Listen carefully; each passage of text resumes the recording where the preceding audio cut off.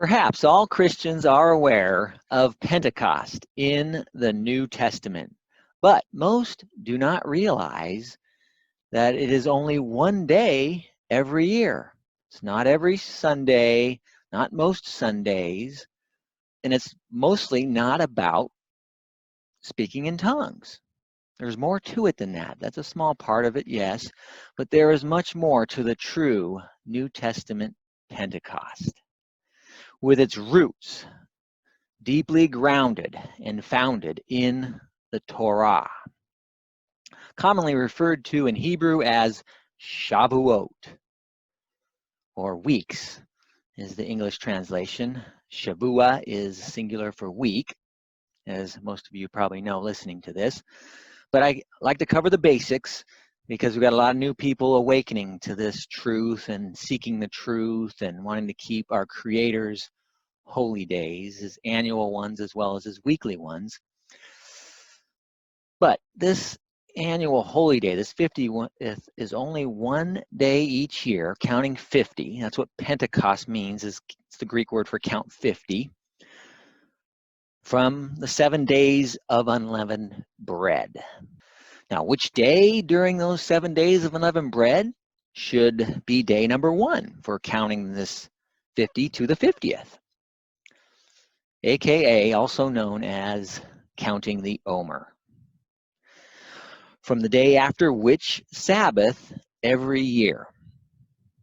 Now, this has been debated even within Judaism, Hebrew being a native tongue, and knowing Aramaic and ancient Greek. It's been debated for hundreds of years since the writings of the Talmud. The Pharisees versus the Sadducees. And therefore, among Christians embracing the biblical feasts, including ministries, especially who keep Sunday-only Pentecosts, Shavuot, sometimes they're still a week apart from each other. How does that happen? Well, that's a good question to ask, and I'll eventually get to that. But does the Bible make this topic explicitly clear? Or clear enough? Is it explicit enough? And I say what I propose is yes. As we grow in our understanding of the original language, the biblical Hebrew, as we also refer to it as, because modern Hebrew is different, and all languages kind of change and evolve a little bit, adding more words and trying to clarify homonyms over centuries. And so, but this leads to the topic of this message. As I title this message, When is Pentecost? Part 1.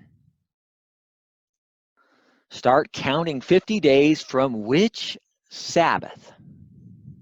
Shavuot, the Hebrew word for Pentecost, it's weeks, but Pentecost is count 50. Now, let me address the Pharisees versus the Sadducees.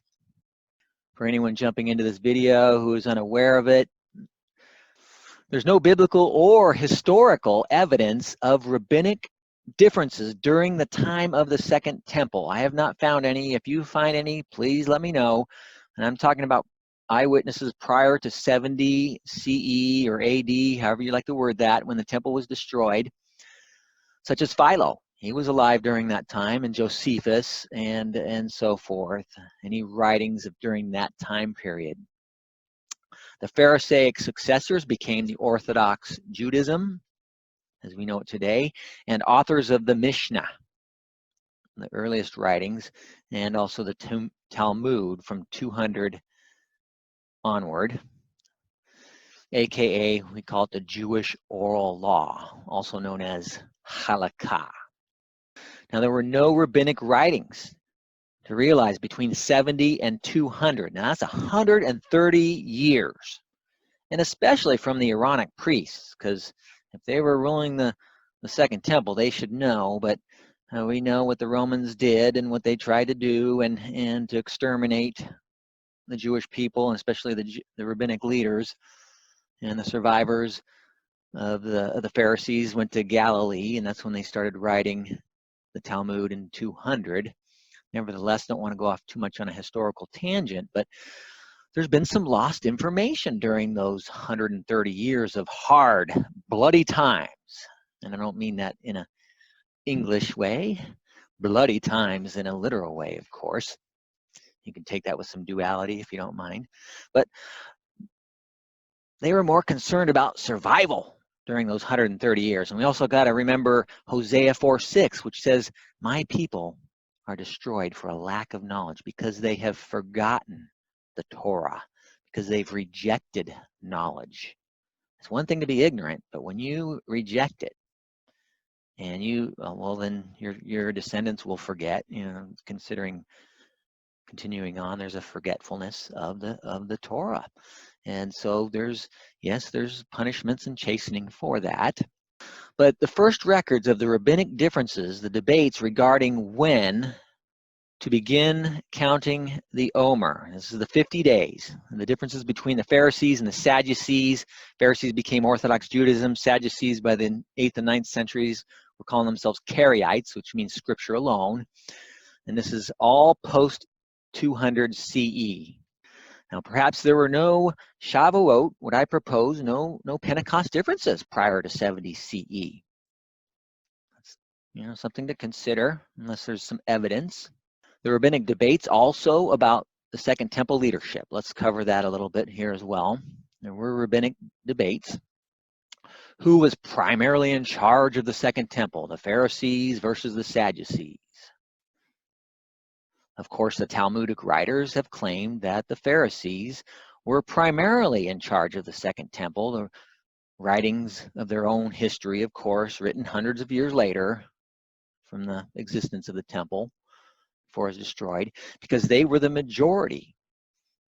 And what I propose, they were too biased and without good historical eyewitness evidence from anyone credible living prior to circa 70.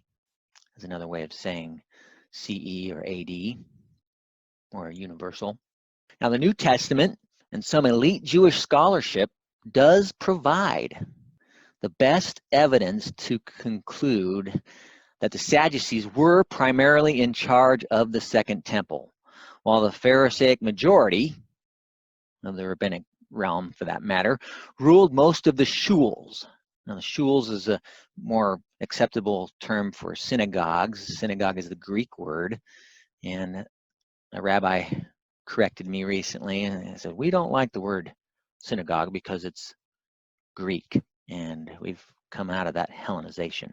And so they like to say shul, in case you want to relate to your Jewish people and correspondence and don't want to offend them with that term if they're very religious and knowledgeable of their terminologies in the Greek versus Hebrew. Nevertheless, I have exposed this evidence within a video teaching that I uploaded recently onto YouTube, as I titled, Who Ruled the Second Temple? If you haven't seen or watched it yet, it'll be connected to a playlist with this video, or you can search that onto YouTube and find it, or let me know if you can't find it. I'll get the link to you, y'all willing, if I'm able to. As long as we have good technology and lack of persecution and freedom of speech. But because such is important to know regarding when the Second Temple Aaronic priests and leadership began counting the Omer. I'm talking about day 1 through day 50. If you can't see these words, you probably have to put it onto full screen. My last video, someone said, I can't read your words, they're too small. And if you're watching this on a phone, or you don't have it on full screen, I'm trying to get so much information on a page that's connected to each other, and I don't like to spread it out over too many pages, then it's easy to forget valuable information that I'm connecting together. So I kind of cram as much as I can, and I go to different pages when it's a transition of thought and to be chronological according to how I understand this.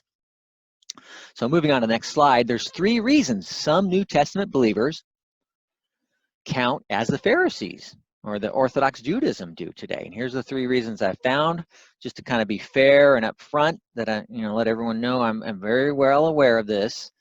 Studied from Tim Hegg and Dankenbrink and others who've taught this way.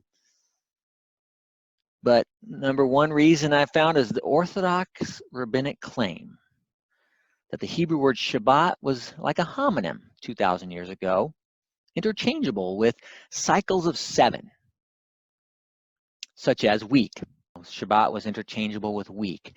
And the ancient New Testament, or even Greek language, the Septuagint as well for that matter, the word Sabbaton was interchangeable to be translated as either Sabbath or Sabbaths, if you put the plural suffix, or week, or weeks plural, depending on the suffix as well. They also claim that it is such for the biblical Hebrew word for Shabbat as well.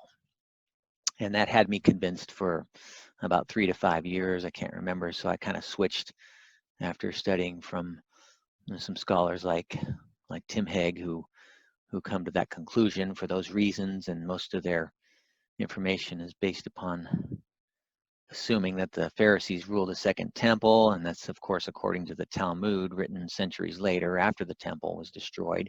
But nevertheless, point number 2 is the more credibility unrelated to this topic. In other words, the Pharisees had more doctrines correct back then, so they had more credibility. For example, the resurrection. The New Testament makes that clear. The Apostle Shaul gets out of a court hearing, to save his life, so to speak, from the Sadducees and the Pharisees. So he brings up the topic of the resurrection, so they would fight among each other, so he can kind of slip and get out of there and escape in a good way. But yet, they also, we got to remember, even though they're right in a lot of doctrines, including angels and so forth, and believing literal celestial beings, they also invented the legend of the oral law, as we also call halakha, which became the Mishnah, and also is exposed to the Talmuds, that everything in the oral law was from Moses, given secretly to the Levites, the Aaronic priests, and they only passed it on orally every generation all the way until 200, and then it had to be put in writing because of all the heresies that were going around, but they haven't added or taken away from what Moses taught the Levites, and that's kind of the legend. And I have on other YouTube teachings to address that topic, so I'm not going to go off on that. But the third reason a lot of New Testament believers count as the Pharisees in Orthodox Judaism is because of the majority of the Second Temple Sanhedrin, and I put a little question mark there. Perhaps that be true. And the rabbis, definitely most of the rabbis were Pharisees at that time, who much later wrote the Mishnah. And the Talmuds, hundreds of years later, again, has also claimed to be in charge of the temple in their ways, which includes counting the Omer timing, including their entire oral law, for that matter, halakha. Now the Septuagint, let me address this real quickly. Yes, the Septuagint and the New Testament Greek, what I propose is unlike the Hebrew at the time as well. But the word Sabbaton, that's the Greek Strong's Concordance number 4521, it was interchangeable with Sabbath and week. Very clear just from the New Testament itself. I'll give you a quick example on this slide. Quoting from Acts chapter 20, verse 7, now on the first of the week, that's the word Sabbaton, when the disciples came together to break bread. That word can be translated as the first of the Sabbath, which could be an idiom for if you're counting 50, you're counting 7 Sabbaths, it would be the first one during this counting of the Omer. Or it could be referring to what we also know as Sunday, the first day of each week. So that's a little ambiguous. But the parable, let's remember the parable where Yeshua said, referring to the Pharisees, I fast twice a week.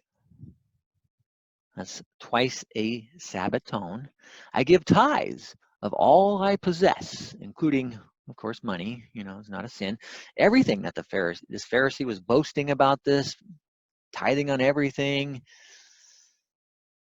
But we notice he's not fasting twice a weekly Sabbath. This would be properly translated as week more explicitly. I've never heard of anybody fasting twice every Sabbath, even though fasting can be less than 24 hours or more than 24 hours. I have not heard of that myself. So I think the translators got that one right. And also, as our Messiah commanded, he said, pray that your flight may not be in the winter or on the Sabbath. Same Greek word, Sabbaton, 4521. on the Strongs. If we were to say week, well, I pray that your flight be not on a week. I mean, it would have to be on some week, 1 week or another. Is there any time duration between 1 week and another? Blinking of an eye, I guess, but I don't think that's what he's talking about here. I can see that it should be translated as Shabbat. So yes, this Greek word Sabbaton is like a homonym or like a homograph if you're going into English, because it can be week or it can also be Sabbath. And the word week can also be spelled differently in English, but I'm not going to go off on that. But we got to understand that the Pharisaic Orthodox mindset claims that the same is with the biblical Hebrew word Shabbat. That's the Strong's number 7676. Or simply, they relied too much on the Greek Septuagint language. And whether that be intentional to get away from the prophecy in the Torah of the Sunday resurrection that's prophesied from Moses in the Torah, to get to any day of the week, which would kind of try to debunk Yeshua as rising at the right time of the first fruits, firstborn from the dead, and so forth. Whether there be an intentional agenda behind that, I can't say. I don't know them, but you could see that there is logical possibility here that it could be unintentional. And also, as you're going to go to the Greek or the Hebrew, I'm going to go to the Hebrew now, show how it gets a little tricky, a little difficult. We have to really understand the language and the academics of this and really be very careful, because the Hebrew word Shabbat, is it interchangeable with week? And I put a couple question marks there. This word Shabbat, the three letters Shin, Bet, and Tav, Sabbath is translated into English. Is it equal to cycles of 7? Well, yes, we can see that it is used for cycles of 7 for days and years. So let's take a look at that. Going to Leviticus 25, verse 4, referring to the land rest, here it says, but in the 7th, notice I put in the brackets there that what I've highlighted the hey there, that's what you'd say the, but it says Shavuot. And depending on the vowels, I put some of the scholarly vowels in there that didn't exist 2,000 years ago in literature, in the Torah, in the Tanakh. But so that's very debatable on how to even pronounce it, just like the holy name of our Creator. There can be different ways to pronounce with vowels. But here we can have, it would be pronounced something like Shavuot or Shavuot, 7th. That's the word for 7th, not weeks. But we'll see it's a homonym. The 7th year, there shall be a Sabbath. There you have it, Shabbat. The Shin, Bet, and the Tav of solemn rest. Now that word solemn rest is Shabbaton. Notice it's used for years. Shabbat with the Vav and the Nun suffix, giving you a different pronunciation, completing from Shabbat, Shabbaton, for the land. And then it says a Sabbath. So it's not only a Shabbaton, but it's a Shabbat to the Most High. You shall neither sow your field nor prune your vineyard. Verse 6, jumping down to verse 6. And the Shabbat, this is the word Sabbath, yes, Shin, Bet, Tav, produce of the land shall be food for you. So you could still eat of it. You could still go out there and pick if you're hungry, if you don't have enough storage. There's nothing wrong with going out there and grabbing it, but you can't harvest it. You can't plant and prune and do farmer type work to it. It's more like there for the pickings, for the people and for the animals, and for the soil for that matter, for whatever can be absorbed by the soil to rejuvenate the soil. Verse 8, and you shall count 7. Here's the word Shavua, or depending on how you want to put the vowels in there, Sheva. And there's feminine and masculine suffixes to that as well. I'm not going to go off on that tangent, but the 7 Sabbaths, that's Shabbatot, there's 2 Tavs at the end there. That's the plural here that's used for here. Another Tav added to that gives you a little plurality to Sabbath or Shabbat of years for yourself. So we have 7 here. Notice that Shavua or Sheva, however you want to pronounce that. Sheva times Sheva, years. or 7 times 7 years. And the time, now when I say put in my brackets there, my commentary, this is the time duration of 7 Sabbaths, 7 Shavuot of years shall be for you 49 years. Okay, simple math. Yes, basic, but let's look at here. The word Shabbat is not just for days, yes, but years also, yet only the 7th. So it's not the complete cycles of 7. If you want to make it interchangeable with week, whether 7 weeks or 7 years, it would have to be interchangeable with the right letters or the right word. The word 7 is the shin, the bet, or it could be the vet. And that's why you see even the pronouncing could be with a b instead of a v. And the Strong's Concordance likes to use the b instead of the v, the b instead of the v. And then you have the in suffix there, letter. So this is the interchangeable Hebrew word for 7 or week.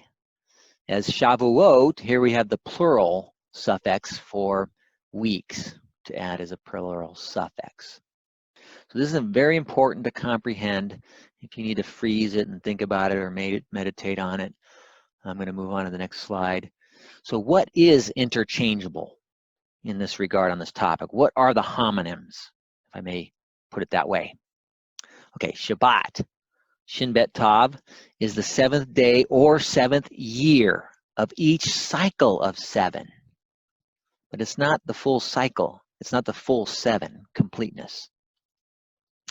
Shabbat, also given the plural suffix, Sabbaths, Shabbatot. The plural, it is more than 1 7th day or more than 1 7th year. So the emphasis is on the 7th, not the completeness of the 7 or the cycle of the 7, but the end of each cycle, of course. So we have Shabbat also is connected, yes. Nevertheless, it's never used as a complete cycle of 7 days or years, but only as the 7th of each cycle of 7. That might sound kind of complicated, but as you think about it and pray about it, and the clarity will come if it hasn't already. But let's look at the word 7, Shavua, as we say, or Sheva. And then we have week. Notice it's the same 3 letters, of course, no vowels, 2,000 plus years ago. But the Strong's gives it 2 different numbers here, 7651, 7620. I put the same pronunciation in there just because, but this is what the Strong says, that the 7620 is a passive participle of 7650 as a diminutive of 7651. So pointing this 7651 to 7651 for 7. So we see the interchangeability here, even admitted in the Strong's. And then 7th, we have Shavuot, or Shavuot, depending on your vowel pronunciation. This is 7637, and the Strong's could say Shavuot, as I said. And they put it with a B, I think, if I remember right, but nevertheless, it's from 7657, Strong's number. And then weeks with the plural, that's where we say the Feast of Shavuot. Say Shavuot, not Shavuot, because there's no yud in there, where 7th has a little yud. See how the only real difference is a little, they call it the thorn in Rabbinic Judaism, the little thorn, the smallest letter, and yet it can have the biggest meaning to it. That's why he had a crown of thorns. It was kind of like, hey, look at all these yuds that are crammed into my skull. I am the yud. And that gets into also Mashiach instead of, and I don't want to go off on a tangent with that, but the prophecies of the Messiah, the king, not just any old king, and so forth. So we can see a lot of similarities here between these words, 7 week, 7th, weeks, plural. As I put here, 7, 7th, week, and weeks do not have all 3 letters of the shin, bet, and the tav. You can see the shin and the bet or vet there, but not the tav. You don't have the tav in there to make it a homonym, to make it interchangeable, as it's proposed by Rabbinic Judaism, Orthodox Judaism.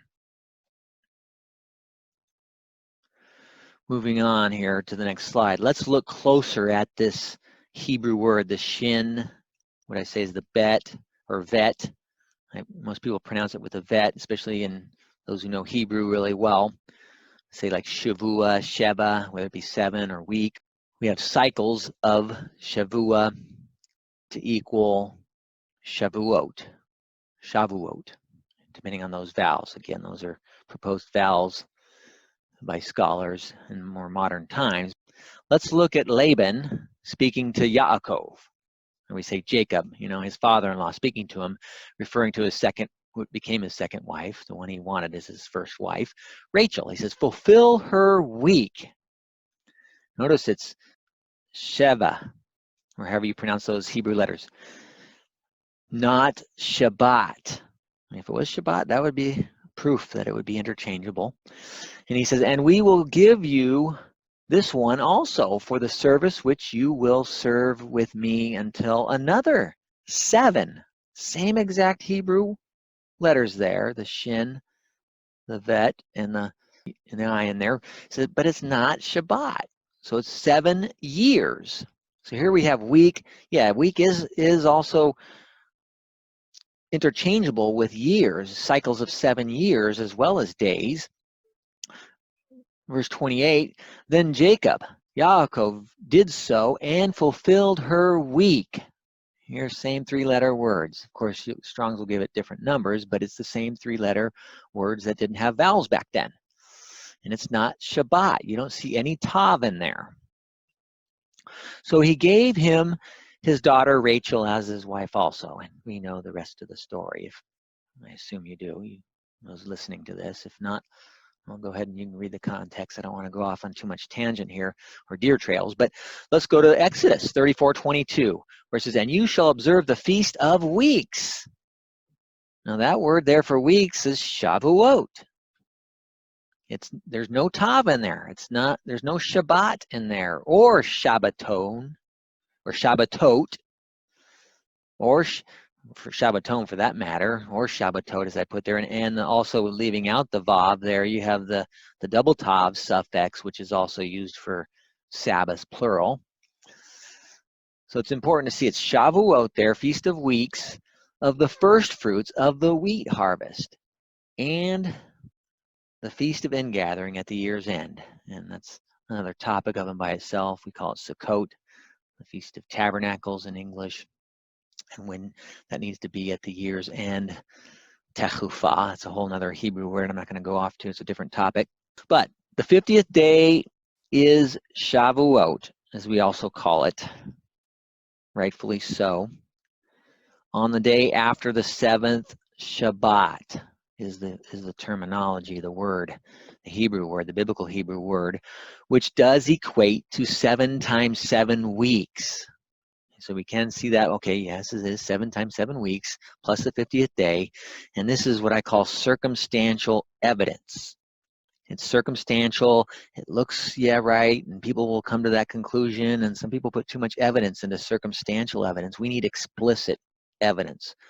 And that's what I'm going to get to as I progress through here. You'll see some more and more. But let's answer this question. Why never do we see in Scripture Feast of Sabbath, or Feast of Shabbat, or Shabbatot, or Shabbatons, if it's interchangeable, if it is a homonym as proposed by Orthodox Judaism since the writings of the Talmud? Where is the biblical evidence that Shabbatot, as I put here with a tav suffix letter, and any cycles of 7 for that matter, for weeks or years, are a homonym? Where can we see this? As interchangeable words, as I mean interchangeable, which can be defined differently as the Greek does, as I've pointed out with the Greek language, ancient Greek.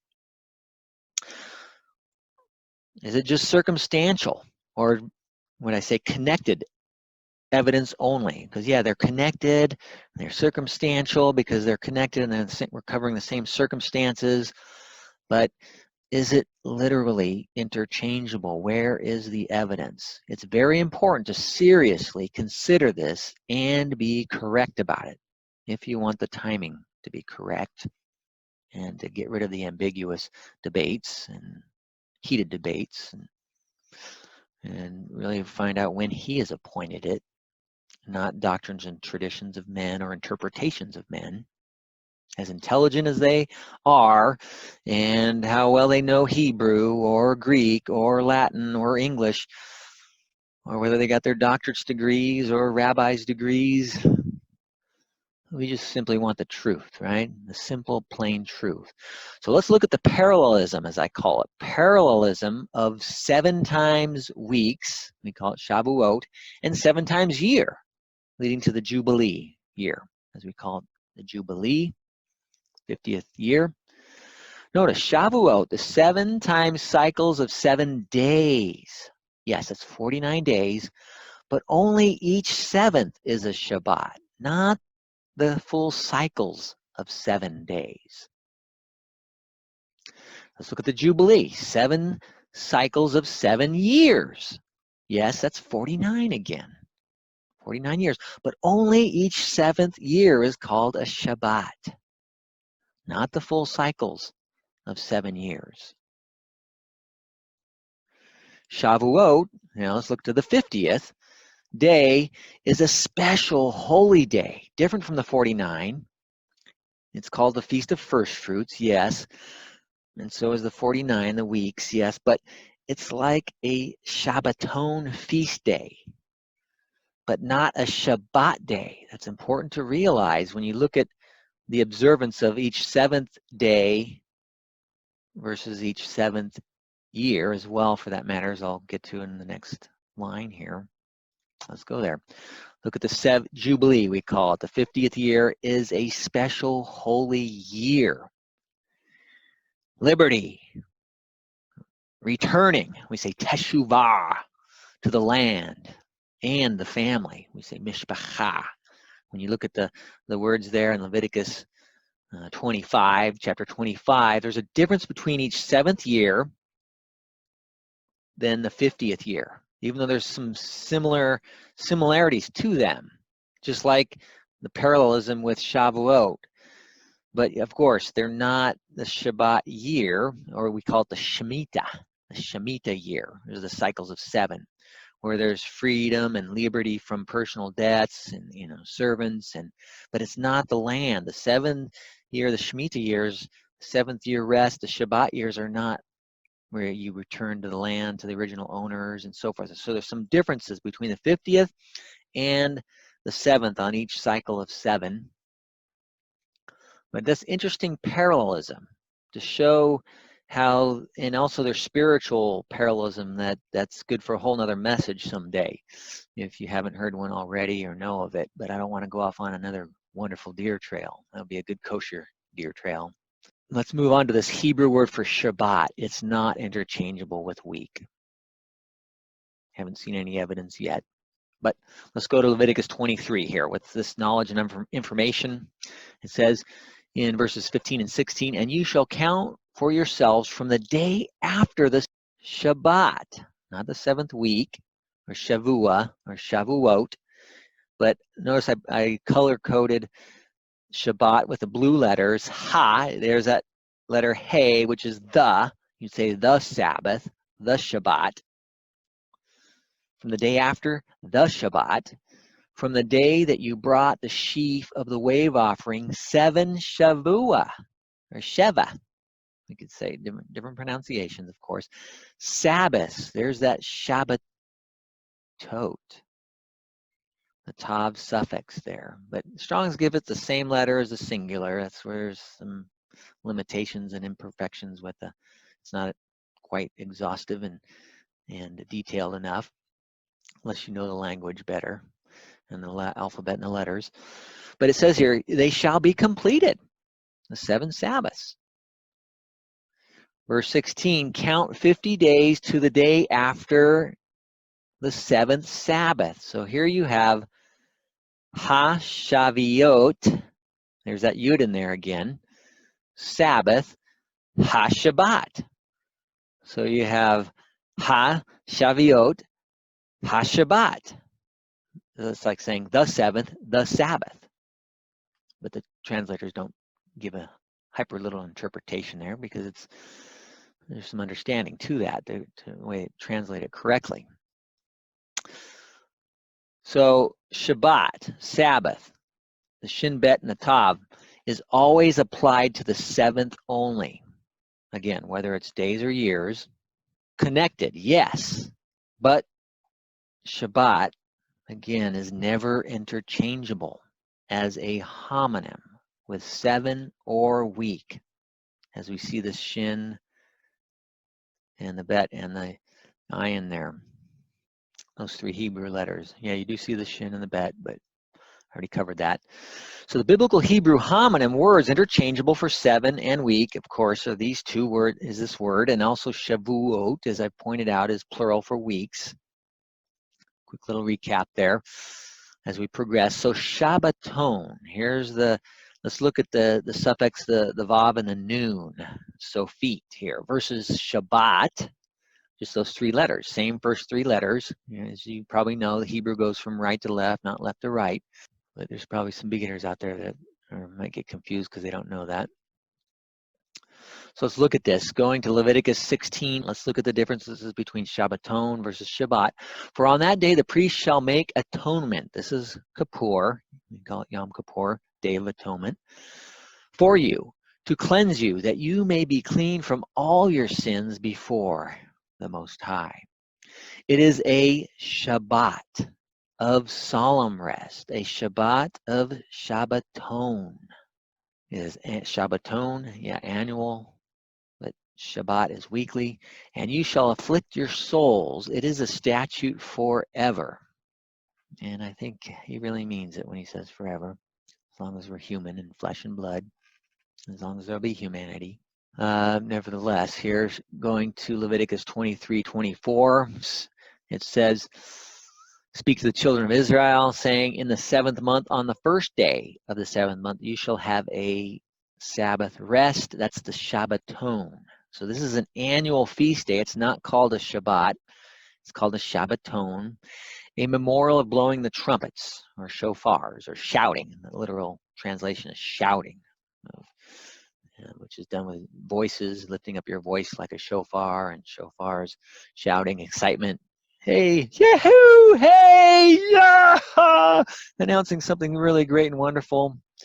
Hosanna in the highest, however you want to say hallelujah and praise. And so all that kind of stuff is good, especially that holy day, because it's the Mashiach, especially that second coming in the clouds someday. Nevertheless, getting back to this topic here, also the Shabbaton scene also applied to Yom Kippur. Again, here it says in Leviticus 23:32, and it shall be to you a Shabbat, Shin Bet Tav, of solemn rest, Shabbaton, and you shall afflict your souls. Yes, Yom Kippur. It's talking about the same holy day here. On the 9th day of the month at evening, from evening to evening, you shall celebrate your Shabbat here. Now, it's not saying that it's the 9th day, but when you get to the 9th day at the evening, when it's coming to an end, then you go to the next evening, you have the 10th day. And in the context, it makes that pretty clear. So even though some people out there still get confused with that on when is evening, is it morning? There's other homonyms, so I'm not going to go off on when a day or when a Sabbath begins with this topic. I've already addressed that in some YouTube video teachings. But here's the logical, explicit conclusions that we can come to with this information. Is the annual Moedim, these are the feasts, are never explicitly listed in Torah as the Shin Bet and Tav alone.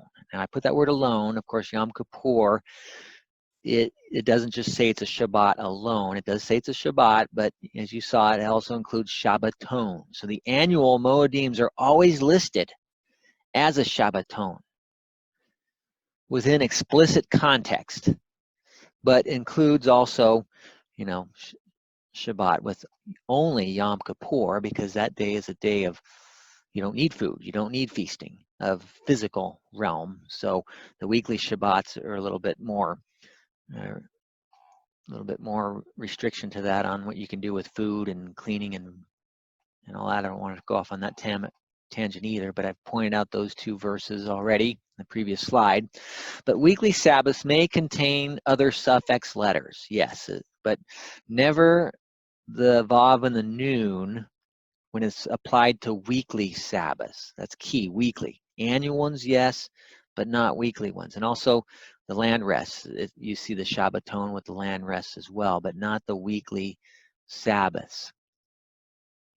So with all that and this in mind, let's revisit Leviticus 23:11. This is where it's been debatable on which Sabbath do we count from. It says here, and he shall wave the sheaf before the Most High, this is talking about the high priest, to be accepted on your behalf on the day after Ha-Shabbat. The priest shall wave it. So this is the first day of the Omer, as we also call it, the first day of counting 50. It's the day after Ha-Shabbat. Now, if you're reading that in Greek, yes, it is interchangeable. It would be a homonym, Sabbaton, but not in Hebrew, as many people propose and believe. So here's the big conclusion here. As a reminder, Shabbaton or Shavua or Sheva, that Strong's number 7651, would be explicit for the first annual Sabbath, if I can translate it that way, in this verse, Leviticus 23:11, but neither of those words can be found in this verse. Yeah, if it said Shabbaton instead of Ha-Shabbat, well, then you could say, yeah, that is an annual feast day, annual Shabbat. If it had Shavua or Shavuot, the day after Sheva, those three letters, yes, it would. The Pharisees, since the writing of the Talmud and Orthodox Judaism, would be correct, but it's not that word. It's the word that's only used for the weekly Sabbath, and also the whether it be days, the seventh day or the seventh year, if you're counting for the Jubilee year, but not the whole cycle of a 7 from beginning to end. So the Pharisees have claimed, of course, weeks, not Sabbaths, when they translate this verse in Leviticus 25:16 and also 17, where it says here, from the day after the day of rest, that word is Ha-Shabbat, that's the way they translate it, is rest instead of Sabbath. That is, this is the complete Jewish Bible, which is, of course, borrowing it from Orthodox Judaism. Messianic Judaism is still, for the most part, still following the rabbinic interpretation here. So that's why the complete Jewish Bible has this not very accurately, or as accurately as it could be. So I'm quoting from the complete Jewish Bible. You get pretty much similar from the Tanakh, the Stones edition, and others. Nevertheless, here it says, that is, from the day you bring the sheaf for waving, you are to count 7 full weeks. Now that word for 7 is Sheva. It's not, that's where I put that in there, so how I color-coded it. I'm reading from right to left. That's the way it's done it here, even though in Hebrew it should be reversed here in my brackets, but I didn't do that. Shabbatot is the plural, puts the vav in there, not just 2 tovs back to back, but it puts the vav in there. And some people might like to do some gematria on why is it sometimes the vav, sometimes not, or midrash. I'm not going to go off on that ambiguous tangent, but the word Shabbatot, that's how I'm pronouncing it, the tav suffix here. The vav would be a vowel, not sounding like a V here. So verse 16, it says, until the day after the 7th week. Now here I did put here also Ha-Shavuot for 7th. It's got that yud in there, like I pointed out in an earlier slide. But Ha-Shabbat, I put that in blue because they put week instead of Sabbath. You are to count 50 days. So, I'm being generous here with this question. Could the day after the 7th week be any day of the week, as in Orthodox Judaism and most of Messianic Judaism who follow their Talmudic claims? Or should the day after the 7th Sabbath always be a Sunday? Yes, that's a really good question. Remember, as I've covered, the biblical Hebrew words for 7 and week are never Shabbat. There's never that tav in there. But only within the 3 root letters for Shin, Bet, and Ayin there, the Sheva or Shavua. Shavah. There's different ways depending on whatever value you put there on the silent suffix letter Ayin, which carries vowels to it, depending on your pronunciation and dialect. Another reminder, the biblical Greek, remember, Sabbaton, the Greek 4521, week and Sabbath have been interchangeable, but not the biblical Hebrew word. That 3-letter word there. It's a good 3-letter word, not a bad 3-letter word, as some people say. Oh, was it Justin Martyr said that Yah cursed the Jewish people with the Sabbath and circumcision, for that matter. A very anti-Semitic statement there. And was that the 2nd century? I'll have to plug that into this edited video if I can find it. I remember reading it years back. But nevertheless, let's move on here to the next slide. There's 3 more explicit sections of Scripture, even more explicit, believe it or not. Perhaps enough information for this video teaching, right? Right? How about a part 2? This has gone quite a bit, which is why this is part 1 of when is Shavuot, Pentecost. Now, I have that same exact title back in 2013 for part 1, 2, and 3, but I'm going to take those off and I'm going to replace it with this since there's no titles out there, since I've captured that title for the past 7 years. Interesting, 7 years. So please stay tuned. Not coming to any theaters near you. I think I can prophesy that. It would be nice if it would, wouldn't it? No, not enough people are interested. So part 2 is coming soon, Yah willing. For when is Shavuot, Pentecost, part 2. As the most explicit biblical Hebrew evidence information, believe it or not, as available in your own Holy Bible on this topic.